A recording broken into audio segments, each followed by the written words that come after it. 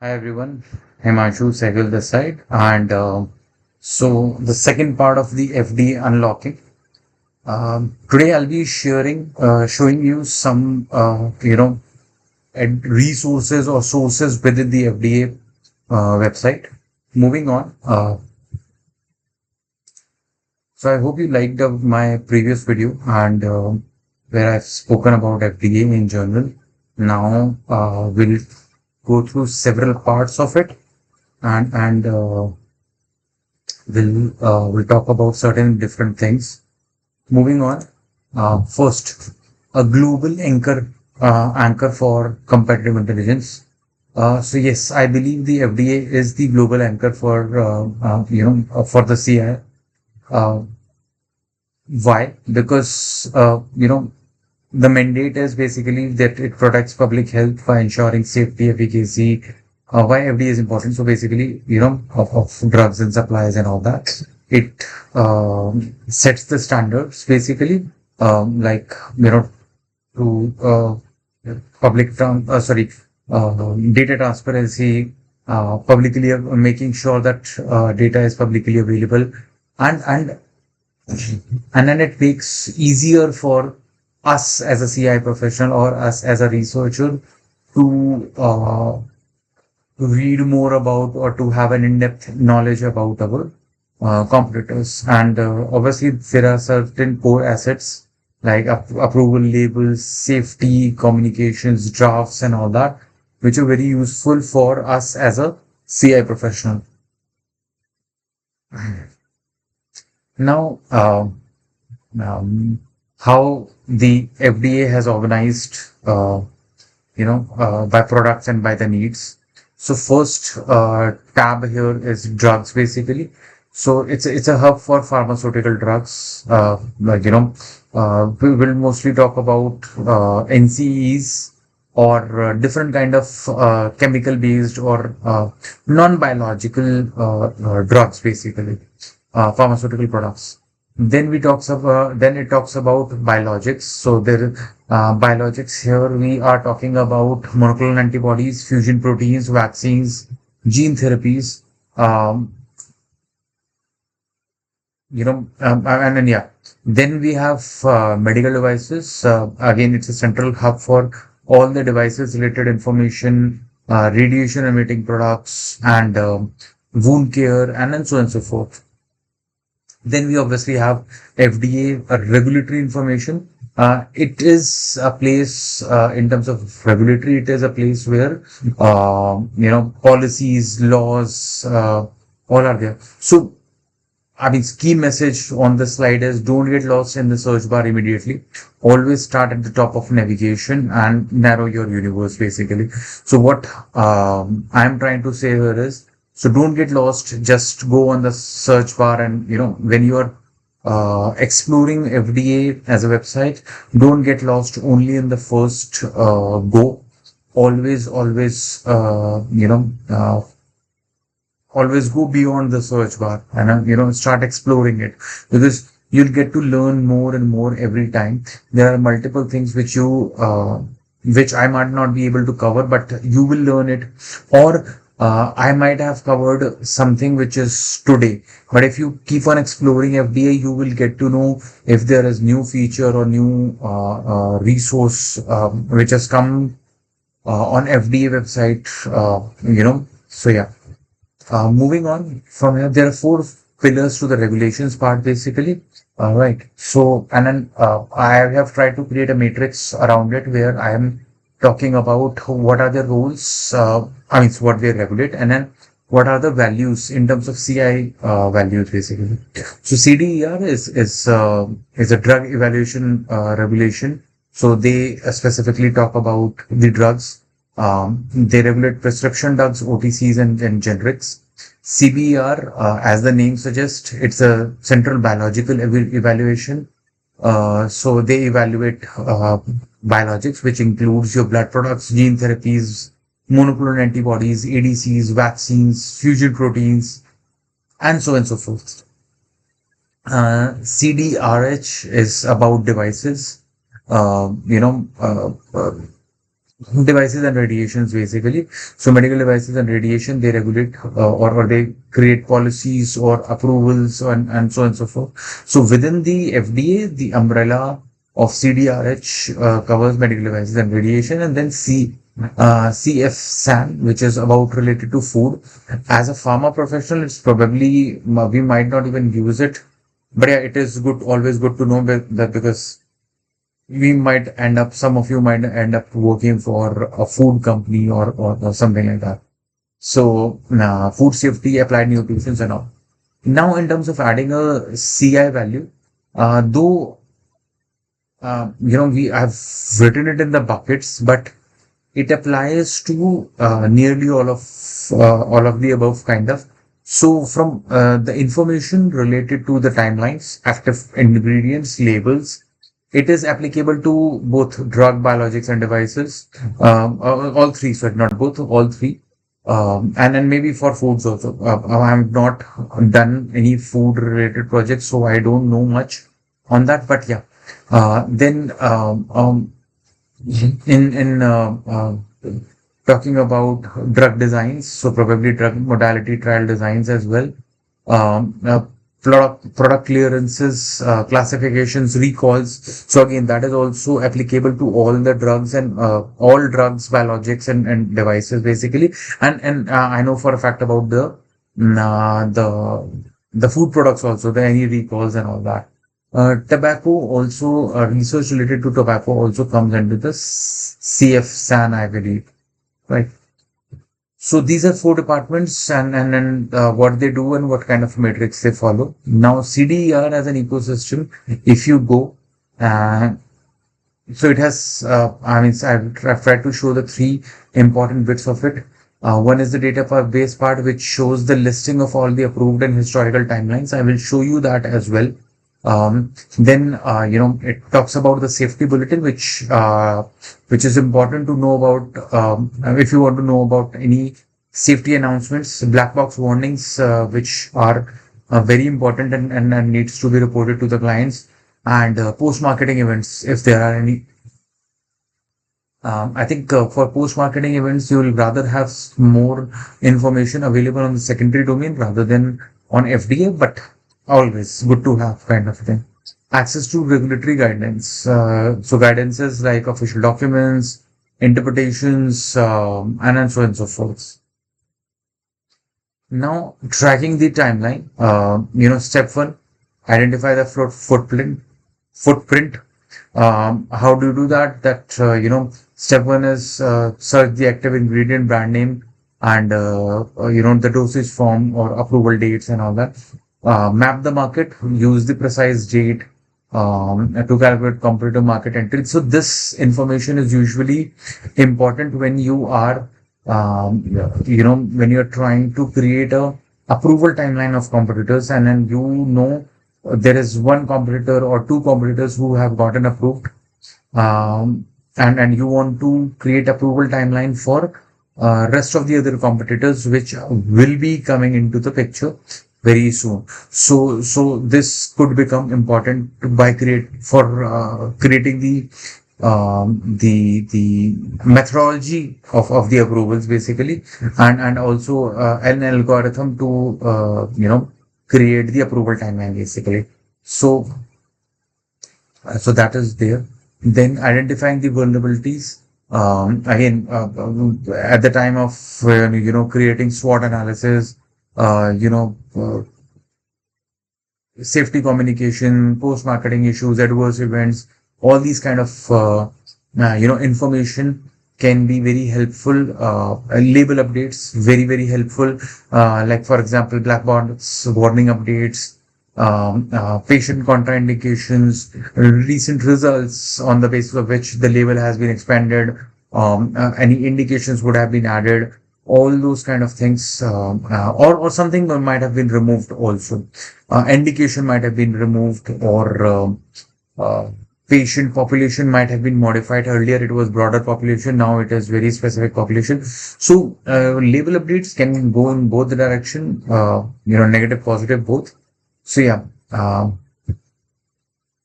then reading the FDA mind basically. So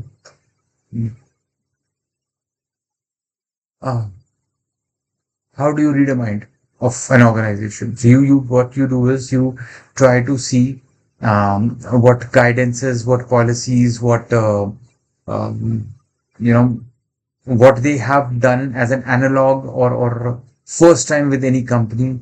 Right. So all those kind of things create are the resources to read the mind basically. Right. And that's exactly what we can do. We can, and this helps us one create a understand the trial designs of various companies, submissions, approval changes, and then so on and so forth. And plus, obviously, the FDA's regulations.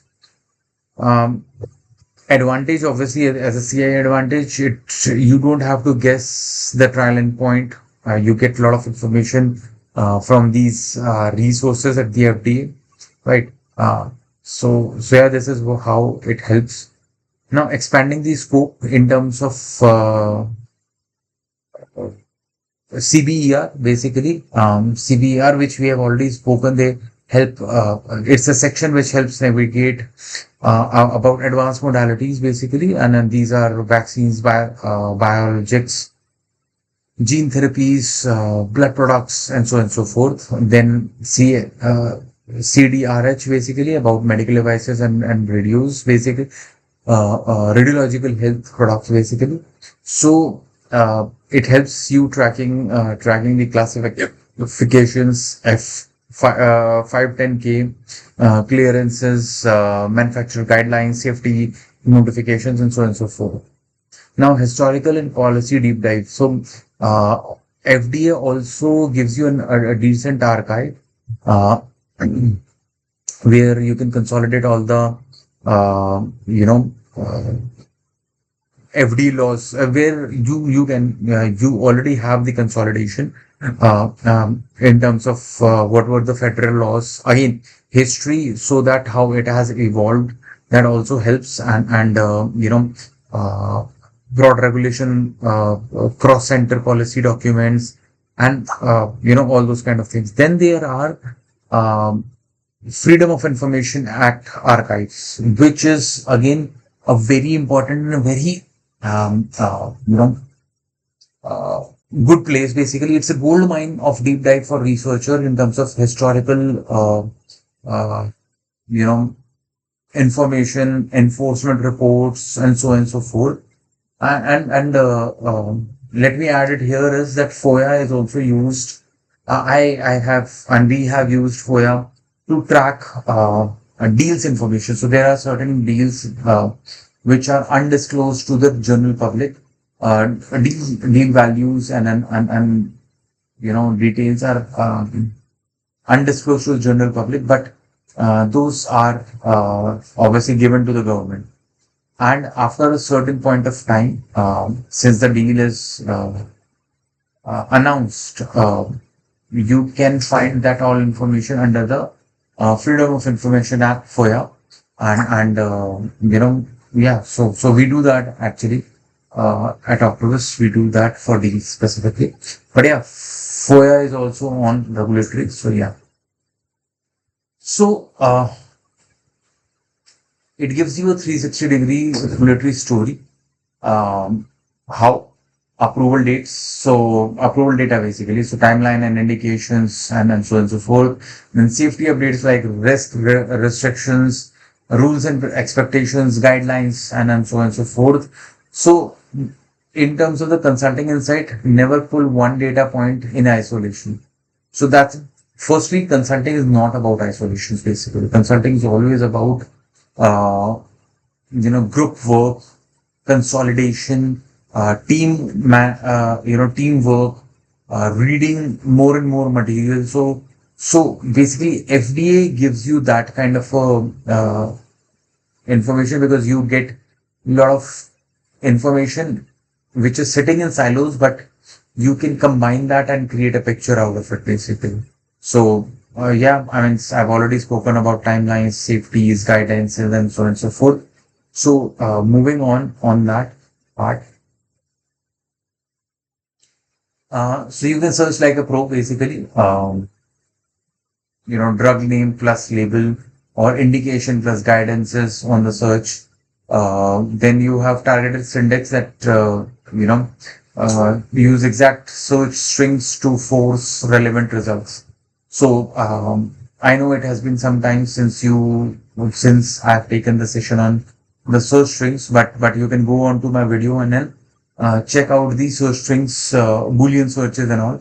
So, yeah, you can use that basically. Drug name plus and or, right, and then you can do bookmarking basically. Um, I mean, you can bookmark each page and just come every day, every Monday, or however you want to track. You can just go and track it basically.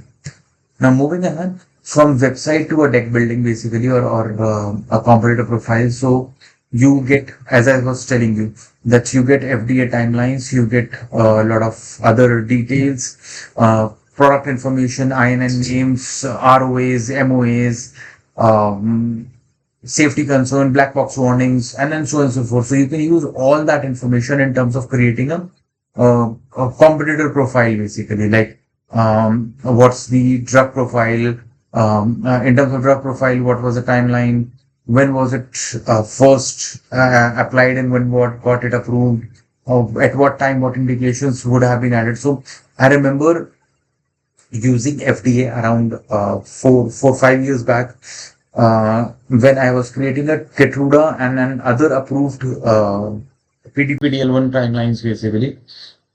So literally FDA was my one-stop shop basically for this, where I went on and searched about the Ketruda, what timeline it followed, then Devolumab and Atezolizumab and Imfinzi and so on and so forth. All these Nivolumab and all. So I looked into those all molecules and then saw what kind of approval pathway it has taken. It gave me a trend, a clear trend that, in terms of, I could draw a lot of things like how, in terms of time, how much time it took, uh, trials, trial designs, and a lot of other information. It gave me a lot of trend that these PDPDL ones can have gotten more solid approvals, solid tumor approvals, or hematological malignancy approval. Did it take more time to get approval in solid tumors, or less time, or vice versa for hematological malignancies? So, and safety risks, basically safety concerns, and all those different kind of information was all extracted from the FDA website, and then used to put across create a timeline, create a product profile, create a competitor profile, create the gap analysis, and a lot of other things basically. Now,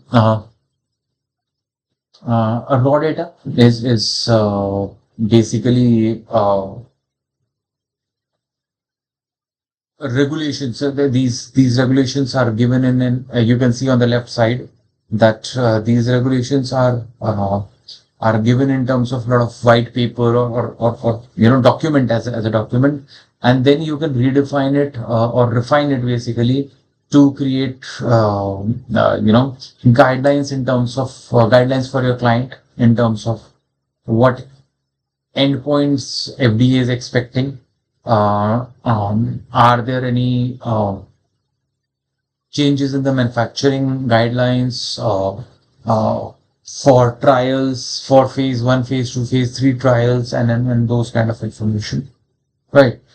So this is all which can be drawn from just the FDA website and its regulations.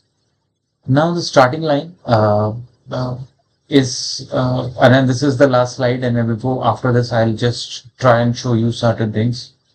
The starting line is to select, pick one recent approved product.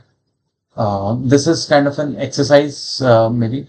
Approved product in the area of your interest. Extract from CDER, the label and the safety communications and all that. and create a one-pager comparative summary using the primary leaf, uh, or using FD as a primary leaf. So this is kind of a homework, and you can authenticate a lot of data from the public sources, but I would suggest you to use FD website and do that. And if someone wants to send it to me to review it, I'll be happy to do that. So what you can do is you can do this assignment. If you're connected with me on LinkedIn, drop it on my chat and then tell me that this is I have done. Or you can just connect with me on LinkedIn. You can just reach out to me via email basically, and yeah, that's about it basically. So now beyond the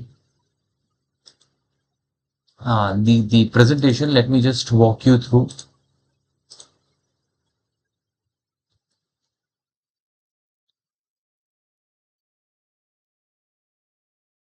Don't do that. Honestly, I am just doing it to show you. But so let me just 1 second. Okay, let me just do this. I go here, right? I have recalls. I've shown you all that. So this is drug database basically, and that's what I searched. It took me here, and now we have all that information. I'll talk about all this a little later, maybe in the next video. So this is what I was talking about. Here you can let me just see. Right. So these are all the drugs which have semaglutide within. Right. So you can see Ozempic. All these are brand names basically. Ozempic brand name, Wegovy, Wegovy Flex Touch, Wegovy HD. So if you click on it, it will give you that there is this NDA. It will give you the NDA application number. Is it a subcutaneous or in this case an oral basically? Is it prescriptional or OTC, and which company it belongs to. Same goes with this one, right?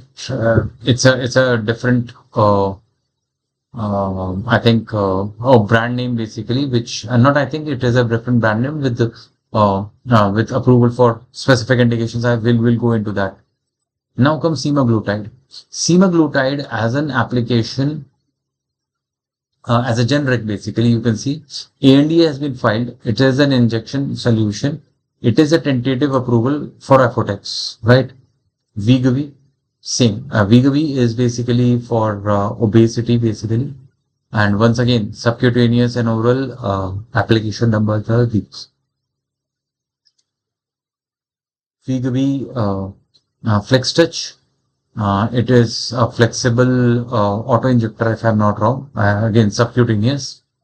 HD, NDA, different NDA. I think HD is a high dose. So all these you can see. So now let me just go through and then show you something. If I click on this and if I click on this. So if you click on this, firstly, it will show you all the strengths it has, right? It will firstly show you an NDA. So NDA number, which company it belongs to, medication guide. Okay. This is access to medication guide. Now you can extract this data in all these formats. All these formats. Now these are the strengths. It sure gives you route of administration. Which one has a marketing status? What are the marketing status? So this dose is 2 mg per 1.5 ml is discontinued basically. We don't know the reason, but yeah. And approval dates. So see, originally it got approved in 17 basically. So original label, original approval letter and reviewed letter. So all this information is here, and then you have all the timeline. So it is going from recent to the oldest one. So after 17, in 19, it got label container or carton label, details got expanded. So you can check these information from here in the letter or on the label. Similarly, so every year or so, it has some different either new indication, labeling package insert, and so on and so forth. But your job is to go through this all information, and everything is updated here. So, for example, if there the label is expanded, basically like something like this labeling, package insert has been updated, or efficacy new indication has been added. So you can check this from the label and then see what's the change basically. And you can even compare the results if you download these two and then run it through an AI search in, an AI product. It will identify the changes, what were the changes, and it will tell you. Otherwise, the changes are actually very evidently written over there. Let me just show you here.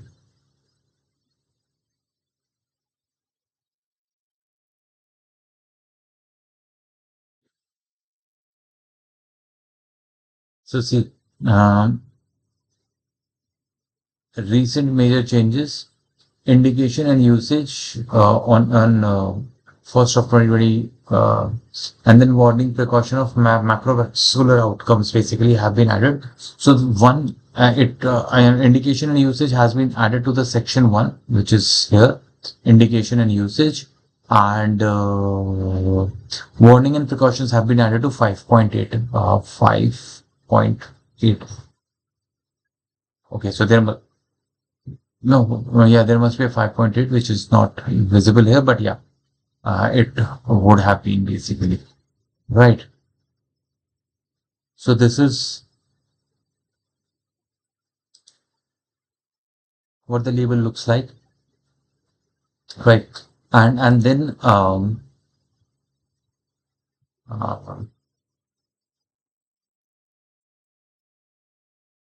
so this is applications basically, labels across the timeline basically from 19 to 26. Every time the label got expanded or changes happened. So the letter, these are all the labels and everything. So yeah, that is one. Let me just show you.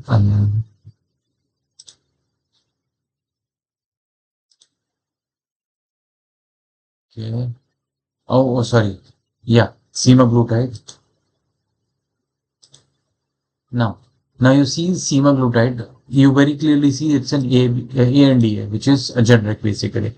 It shows it's a generic. What strength is being applied? 2 mg per 3 ml, 4 mg per 3 ml, 8 mg per 3 ml. These are the three doses which they have applied for approval dates. So there are no approval dates. It is a tentative approval.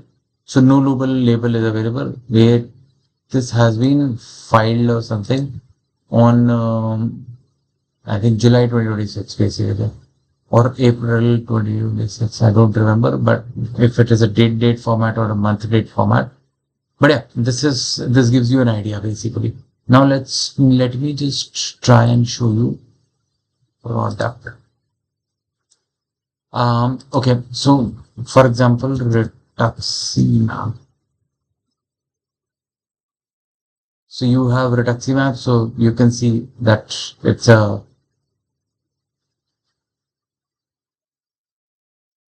rituximab biosimilar. Method as biosimilar. So you can see here all that. Okay. Reduxan is a US brand name from Genentech.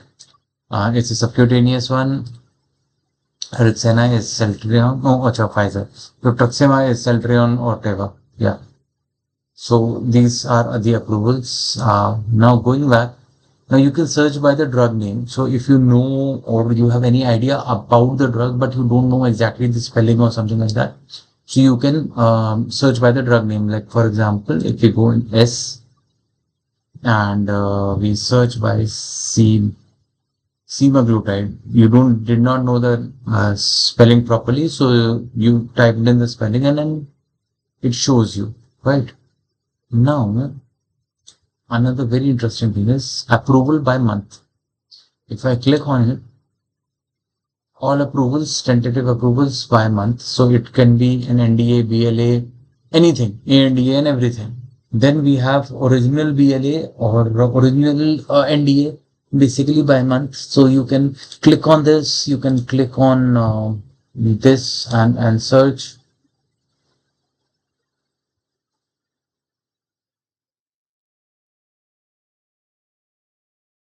right? So it gives you all that information.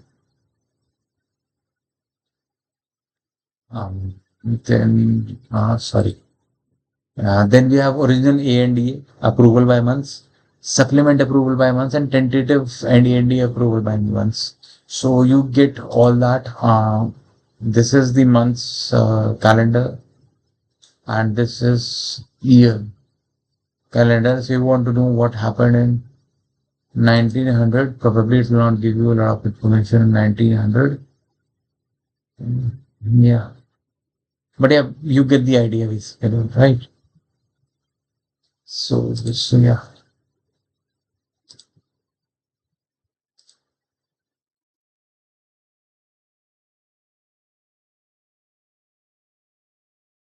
Okay. So I think I've given you a lot of information to think about, to digest.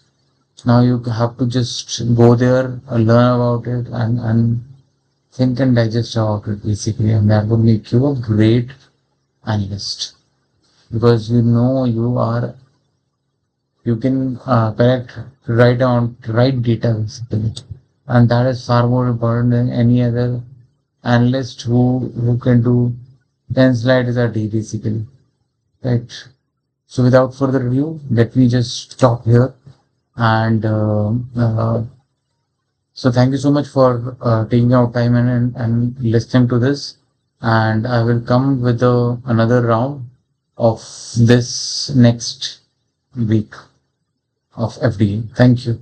Have a nice day. Bye.